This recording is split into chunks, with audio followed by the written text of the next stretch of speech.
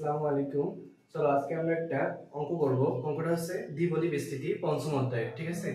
এখন দেখো এই অধ্যায়ে এই অঙ্কটা অনেক ইম্পর্টেন্ট। চলো আমরা দেরি না করে শুরু করি। অঙ্ক হচ্ছে 1 - 4x, এতে -12 পাওয়ার আছে। এই রাশিটি বিস্তৃতি করে আমাদের যে x to the power r থাকবে, ঠিক আছে? কোনটা x to the power r, এর যে সহগ আছে এই সহগটা আমাদেরকে নির্ণয় করতে হবে। অঙ্কটা আমরা যদি চেষ্টা করি ইনশাআল্লাহ সহজ হয়ে যাবে, ঠিক আছে? তাহলে দেখো শুরু করি আমরা একটা সূত্র জানি 1 + x to the power n পদের সাধারণ পদ r প্লাস যদি 1 হয় তাহলে তার সাধারণ পদ নির্ণয়ের সূত্রটা কি? n * n - 1 n - 2 n - r + 1 by কি r factorial into x to the power কি আছে r আছে, ঠিক আছে? তাহলে এই সূত্রে অ্যাপ্লাই করে মূলত আমরা কাজ করব, ঠিক আছে? তাহলে দেখো শুরু করি আমরা। প্রথমে আমাদেরকে বলতেছে, দেখো এখানে আমরা কি করব, n এর মান কত -12, তাহলে -12 into n into n minus 1 n minus কত 2, তারপরে আমরা কত করব ডট ডট ডট n এর মান দেখো এখন আমাদের কত আসবে, দেখো n মাইনাস r, তাহলে -12 মাইনাস r প্লাস 1 এর নিচে আমি দাগ দিলাম r ফ্যাক্টোরিয়াল লিখলাম এবং এই পাশে আমাদের x to the power x এর মান কত দেখো তো -4x, তাহলে -4x two the power r। এই পর্যন্ত সবাই ক্লিয়ার? দেখো এখন আমরা শুরু করতেছি অঙ্ক। সূত্রটা কিন্তু আমাদের হয়ে গেল।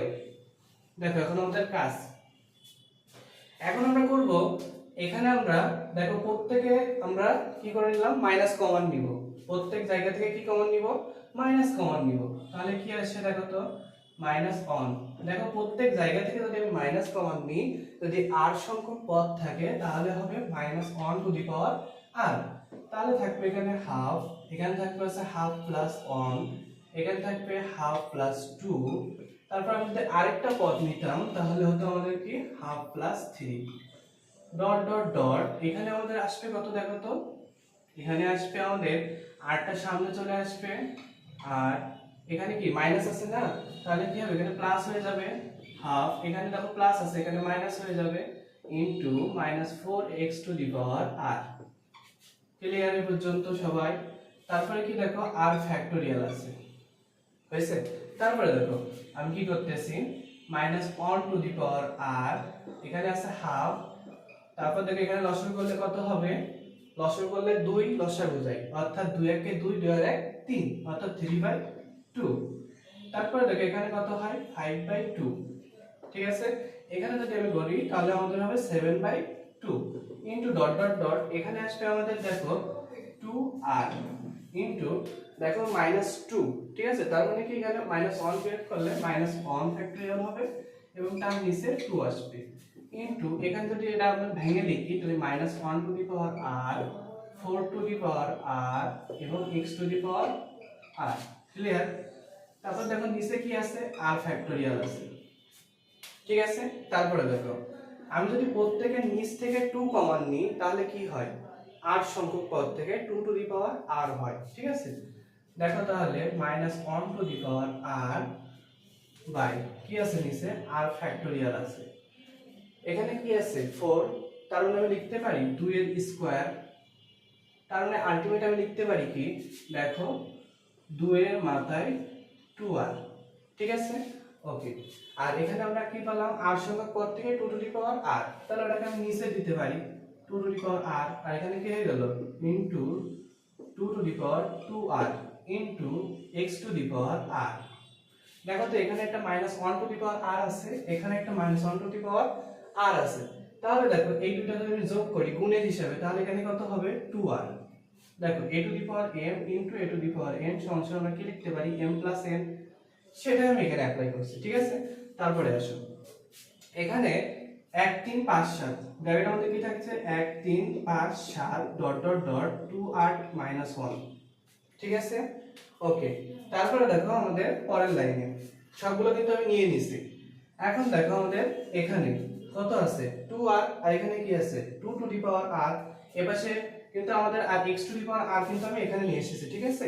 তাহলে দেখো এই যে 2r, এই যে 2r এর এখানে কি 2 টু দি পাওয়ার 2r আছে, তাহলে দুইটা 2r থেকে আমি যদি একটা বিয়োগ করি তাহলে কত হয় 2 টু দি পাওয়ার r, ঠিক আছে, তাহলে এখানে কি হবে, এখানে আমাদের দেখো তো minus one to the power 2r by নিচে কি r ফ্যাক্টোরিয়াল।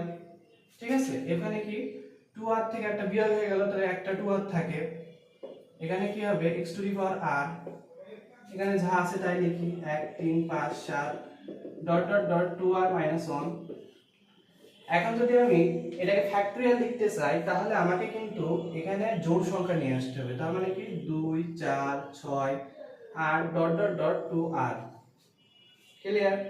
এখানে দেখো, তাহলে এখানে আমাদের কি থাকবে, ওটা যেহেতু নাই কাটতে হলে নিচে আমাকে ওইটা একটা নিয়ে আসতে হবে, 2 4 6 8 ডট ডট ডট 2r।